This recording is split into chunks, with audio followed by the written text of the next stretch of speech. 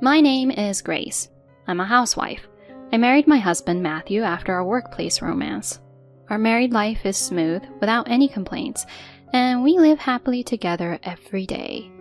I've heard that many people struggle with their spouse's relatives after marriage, especially when it comes to a sister-in-law. I've heard that it can be quite troublesome. However, Olivia, my husband's older sister, and I get along very well. We used to go shopping and travel together frequently. I also have a sister of my own, but we don't get along with each other. I often thought that if Olivia were my real sister, it would be great. However, one year, Olivia fell ill and passed away. The day I received the news, I was so sad that I couldn't eat.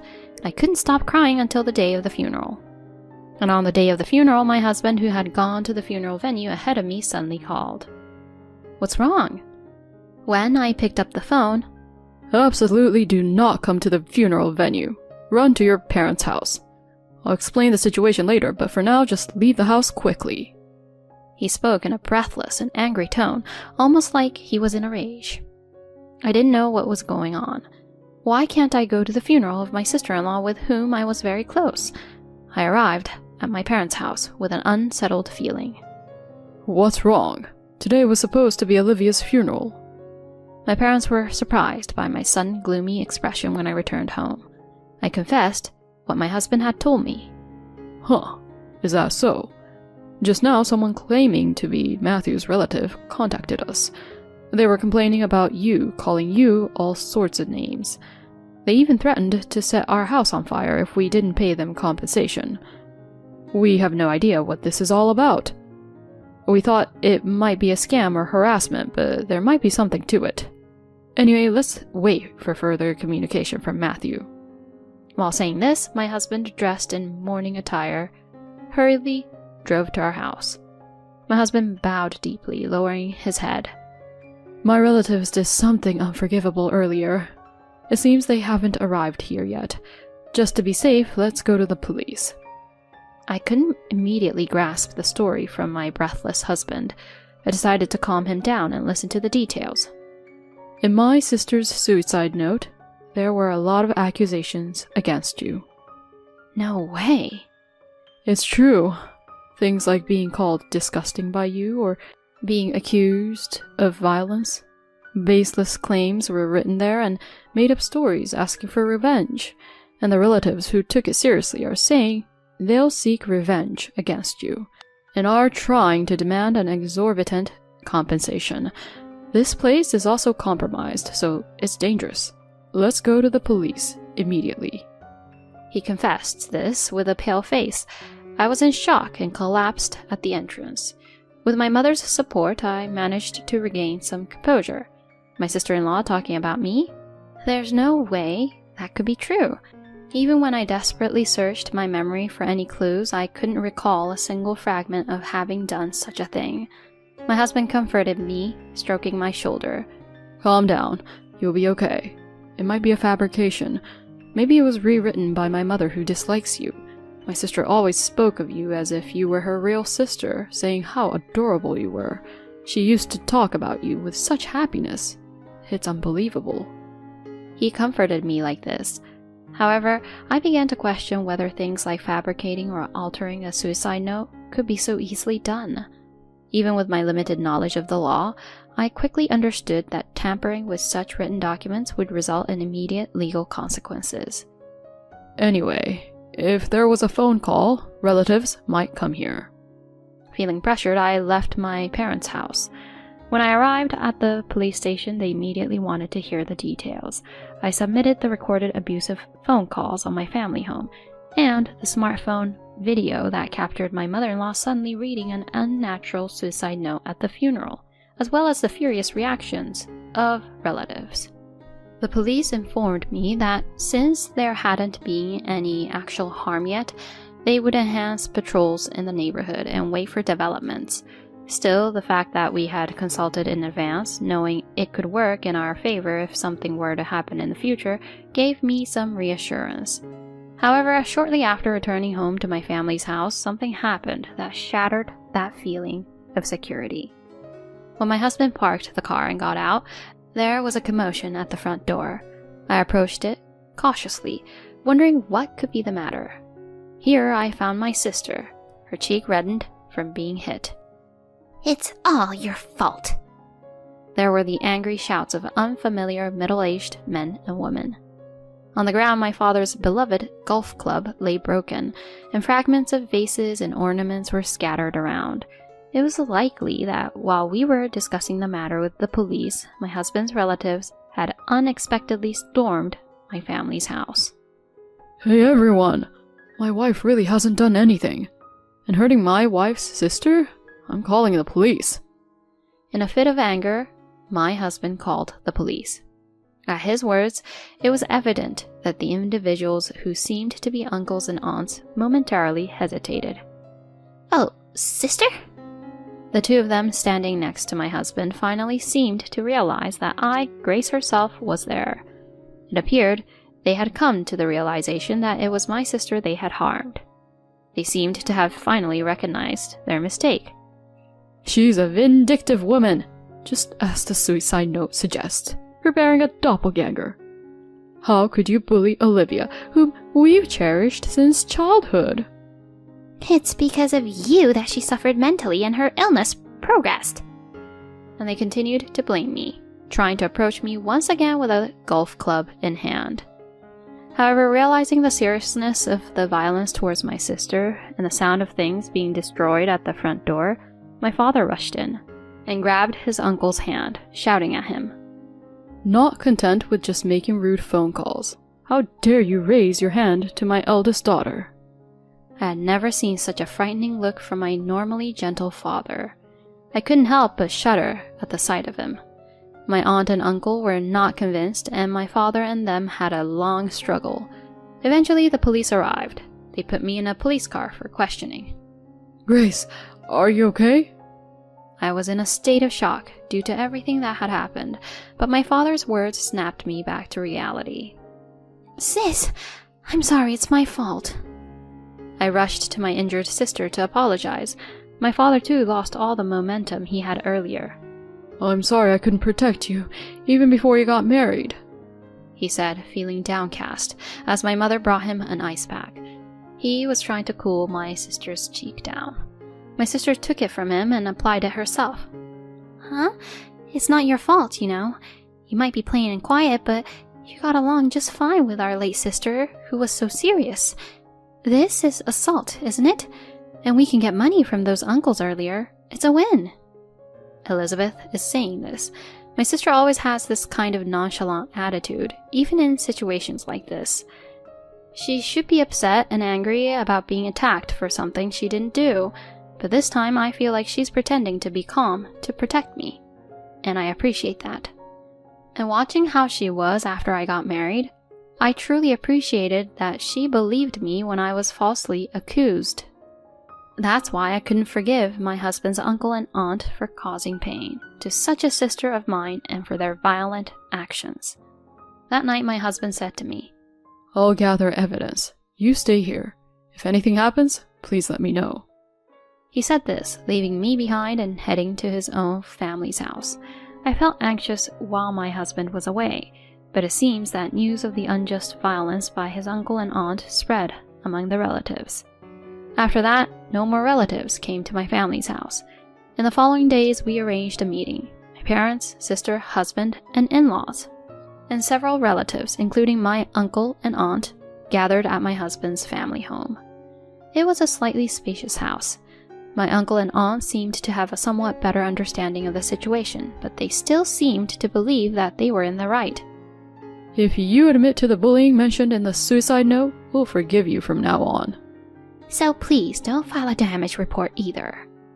They demanded an apology with outrageous reasoning like this and asked us to refrain from filing a complaint. At that moment, $20,000. My previously silent sister spoke up with those words first. What? What did you say? My uncle glared at her with a puzzled expression. If you give me $20,000, I'll hold off on filing a complaint.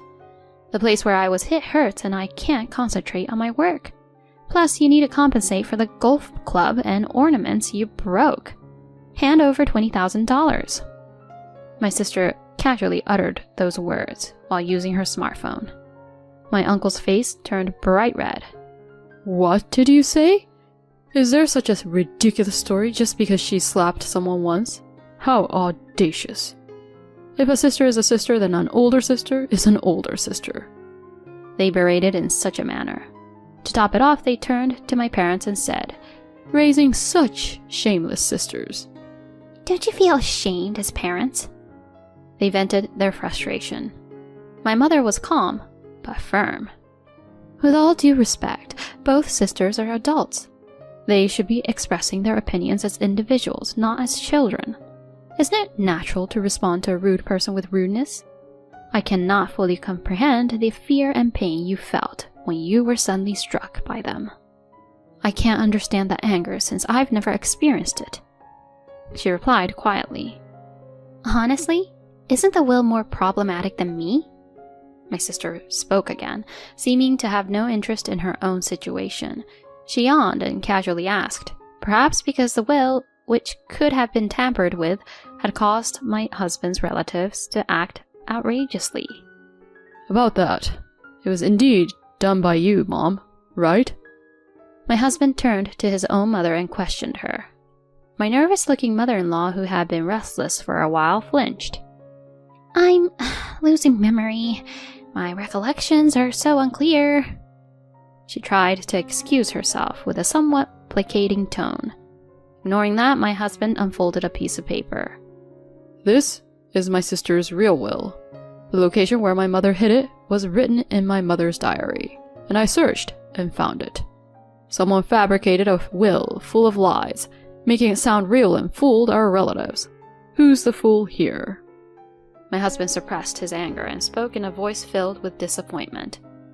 My mother, in her diary, she wrote cruel things like, it would be better if my son's wife had replaced his sister. She wrote cruel things without any hesitation.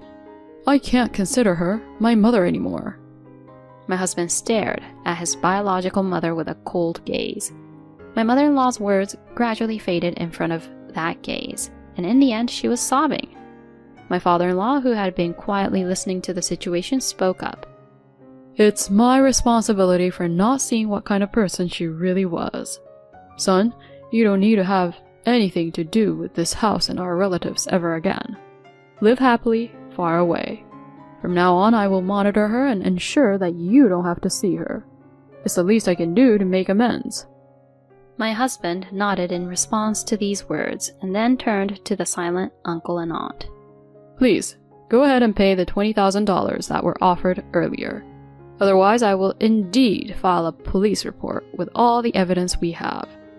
I would prefer that, but it seems to be your preference. My aunt and uncle shook their shoulders and glared at my sister. $20,000 to such an ill-mannered girl. Yay! I can buy bags from Louis Vuitton and Callaway golf clubs. Lucky! My sister had a triumphant expression, grinning broadly. Although I disliked some aspects of my sister's personality, this time I felt that her happiness wasn't just innocent joy. Our father's cherished golf club had been broken, our mother's carefully arranged vase was shattered, and I had been unjustly dragged into this absurd trouble. As a family of three, we were left stunned, and it seemed like she intentionally used rude language without any concern for our feelings. Despite the scene, my mother-in-law clung to my husband's legs, crying. You're all I have left. Only you, my beloved son. However, my husband's heart remained firmly closed. So does my sister not matter at all to you? The will was switched, wasn't it? That's right, isn't it? No. Listen to your mother. Can we please stop this already? How much more of an ugly person can you be? My father-in-law, still trying to assert his point, delivered a stern reprimand to my mother-in-law. I can't stand this anymore. Let's all go. Okay, let's leave the discussion about money for another day. Goodbye. My sister rose swiftly, seemingly scornful of our mother-in-law, and walked past the confused relatives who had discovered my mother-in-law's lies. With a confident stride, she headed for the front door. My parents followed her, and my husband, taking my bewildered hand, led me out of the house.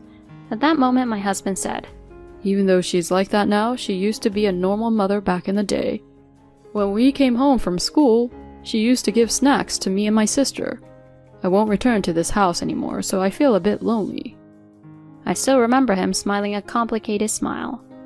A week later, as my emotions gradually settled, I decided to ask my husband about the real will.